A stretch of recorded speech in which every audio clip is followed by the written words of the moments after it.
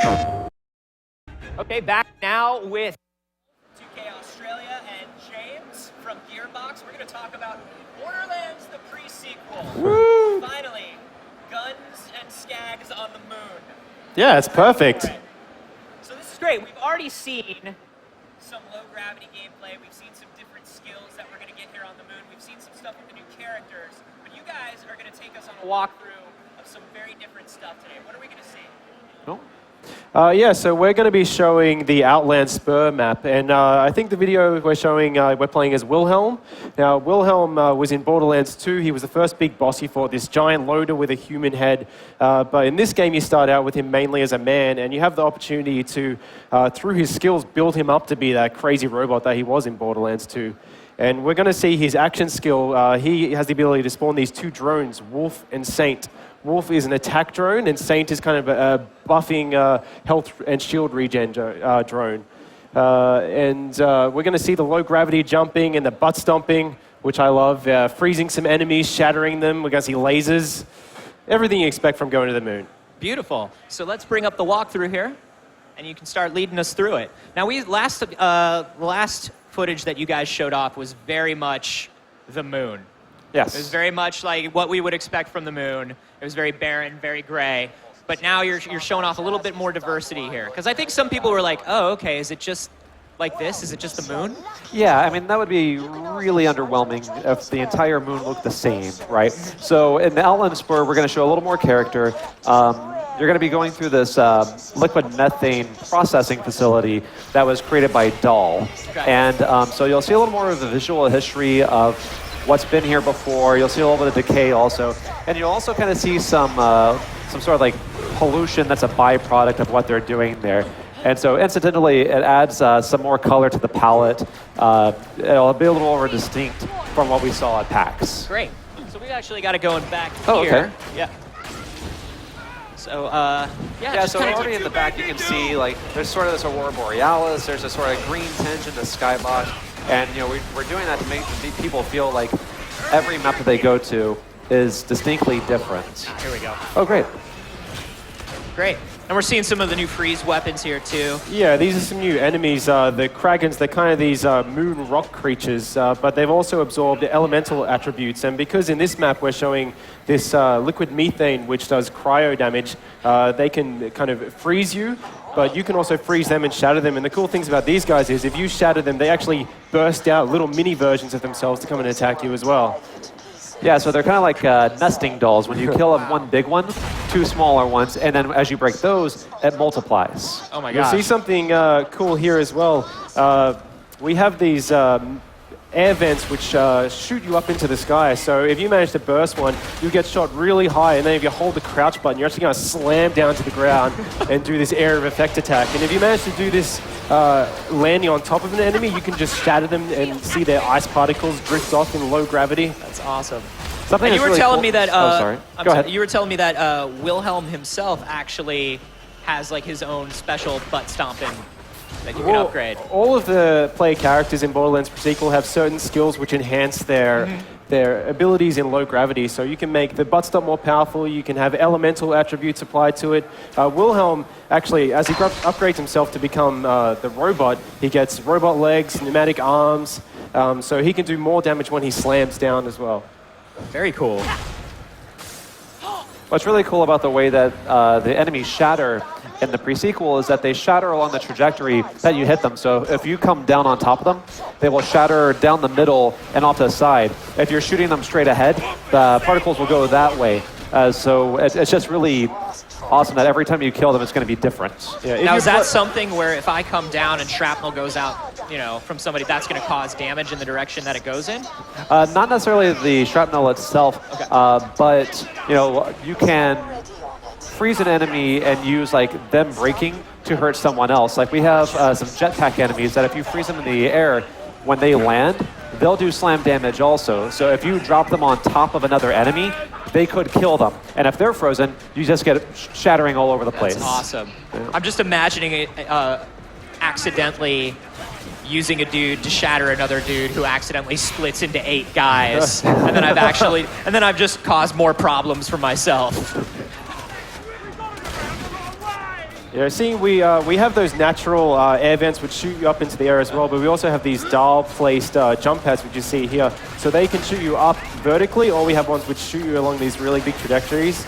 So with the low gravity, kind of the scope of the travel has increased a huge amount in Borderlands Pre-Sequel. You can cross a map so much quicker, but we've actually been able to make the maps bigger, not by making them wider, but actually going vertical. Yeah. So it was a really big focus for our level designers to add verticality to these maps, because the enemies can use the low gravity just as much as you jumping, invalidating your cover, stomping on you. So we have the main pass, which can go really high up, but we also have like really awesome loot, which you have to use jump pads and really cool ways to get to. Oh, that's really cool. Yeah, there was always something really powerful about like reaching an incredibly high cliff or mountain in Borderlands and then just jumping off. And now it's great to be able to do that in the other direction as well, and just kind of just free flow around the level. If you manage to get really, really high, I mean, you can get hundreds of feet high in this game and do the butt stomp from that high, you're going to do this massive amount of damage, because the higher you do your butt stomp from, the more damage it's going to inflict. Yeah, verticality is a really big thing that we're trying to emphasize in the pre-sequel.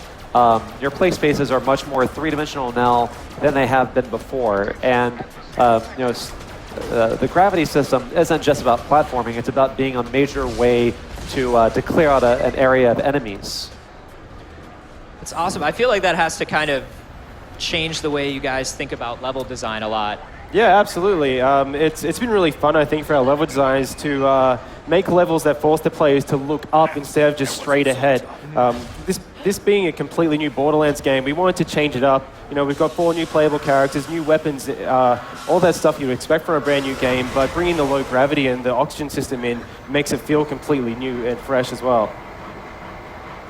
What's going on here? All right, so right now we are lining up some pumps so you can move this liquid methane, which in the pre-sequel is very, very cold. And you're using it to freeze this river of lava that you have to get across to get to the Drakensberg, which is this derelict ship that you need to get an AI from, because the whole point of this is that Jack needs to weaponize his loaders so he can use them to reclaim Helios, which is the moonshot facility. Gotcha. That was beautiful right there, that vista. The really cool thing you'll see here, players can go along that pipe, taking the long path by using low gravity, traverse it, or you can do these massive jumps and go down to the ground. You'll see here this oxygen generator was activated by, I think it must have been Athena shooting a shock weapon, so you can actually activate those from afar. And if you notice there are some scavs, some enemies around there, and you have a really good incendiary weapon or a laser, you can activate that oxygen dome and set them on fire. If they're in the vacuum, they're not going to burn, and that goes for you as well. It's kind of a tactic you have coming into any kind of space. That's really awesome. So you can create these giant bubble fire bombs. Yeah, exactly. We want the atmosphere on the moon to feel organic. You know, we want it to make sense. And what's really cool about that is, in the process, we create these new strategic ways to go into your combat. You know, if you're on fire, you can also turn off the bubble to put yourself out, which is something else that's really gratifying for us to do. Well, what I love is, you know, just running around and shooting and causing havoc has always felt so good. But I love that you guys are kind of taking the moon as license to just be like, well, how do we make it even just dumber on a huge scale? Like, how do we just create a giant fire bubble? Like, how do we create this idea where we just turn one enemy into 97 all of a sudden? Well, you know, it's really important for us, for our fans to feel like we're always adding something on. We don't want the combat to ever just feel recycled. You know, we want to feel like we're making it better every time. Gosh, that looks great. You notice around this environment, we saw the oxygen domes, which you can activate. You also have the oxygen vents, which we've gone over a few times. Enemies also drop oxygen, so the player finds oxygen all over the place. It is a new resource. We don't have the UI in this video, but the players do need to track it, but it's so common you don't really need to worry about it. The oxygen system allows you to do these really cool abilities, though. So if you jump and then press the jump button, you can actually vent oxygen out and then do a boost, so you can kind of drift through the air. It's like a double jump. And that can allow you to get even higher to slam down on them. That's so nuts. So you can really use just a lot of different things to chain together and create a lot of momentum. Yeah, there are a lot of really cool combos you can do with all these new features. For example, if you manage to do a jump and then drift along, you can shoot down with an ice laser or any kind of cryo weapon, freeze a guy and then butt stomp down and shatter him right down the middle.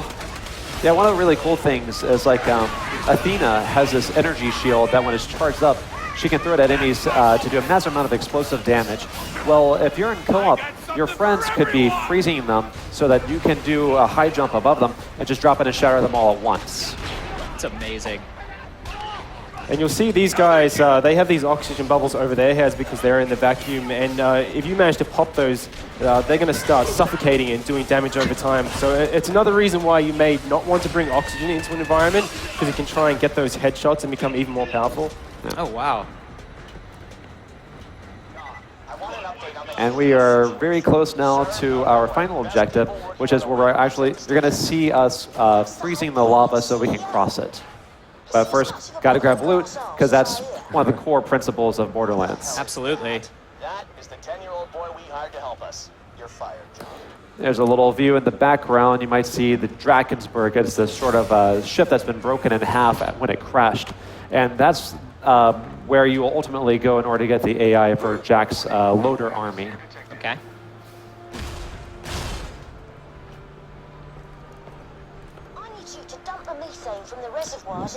And up in the skybox, you can actually see Helios, the moonshot facility, while it's under construction. So it's not completely formed. And some of our more observant users might also see that Pandora is in the background. For the first time, you can actually see what it looks like from space, which is this cool little bit of lore that we get to add. It's awesome. I love just the, even the new low-gravity running animations just look fun. You know, that was actually kind of hard for us to capture because we want to make sure that it made sense instead of just being your normal sprint or being too slow. That guy's problems. Yes.